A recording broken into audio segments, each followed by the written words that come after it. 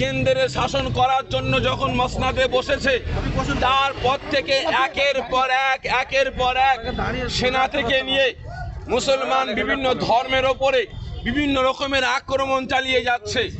আজকে কেন্দ্র সরকারের ইন্ধনে বিগত দিনে আমাদের প্রায় কম বেশি 70টা আমাদের সেনাদের প্রাণ গেছে, সেনারা শহীদ হয়েছেন।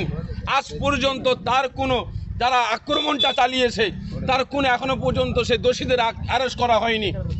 আবার নতুন করে সেই কাশ্মীরে আমার নিরীহ ভাইদের ওপরে আক্রমণ চালিয়েছে।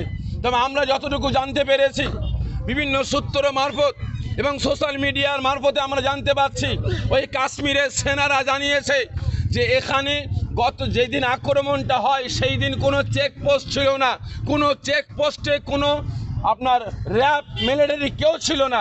যে কাশ্মীরে 10 ফুট অন্তর যেখানে একটা করে র্যাব থাকে, 10 ফুট অন্তর একটা করে মিলিটারি থাকে, যেই দিন আক্রমণটা হয়েছে সেই দিন ওখানে কোনো র্যাব ছিল না, কোনো মিলিটারি ছিল না, কোনো পুলিশ প্রশাসন ছিল না।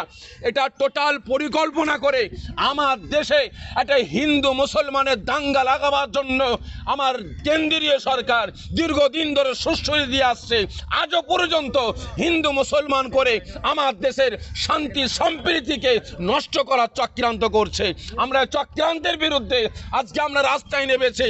এই ফুরফুরা দরবারের তরফ থেকে আমরা কেন্দ্র সরকারের কাছে আমরা কৈফিয়ত চাইছি যে আজ দীর্ঘদিন ধরে এইভাবে সেনাদের ওপর আক্রমণ আসছে, আজকে নিরীহ মানুষের ওপর আক্রমণ আসছে।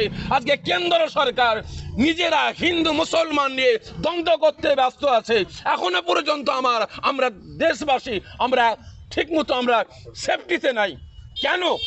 অবিলম্বে এই সমস্ত দোষীদের অ্যারেস্ট করতে হবে, দৃষ্টান্তমূলক শাস্তি দিতে হবে। এই শাস্তির দাবিতে আমরা রাস্তায় নেমেছি।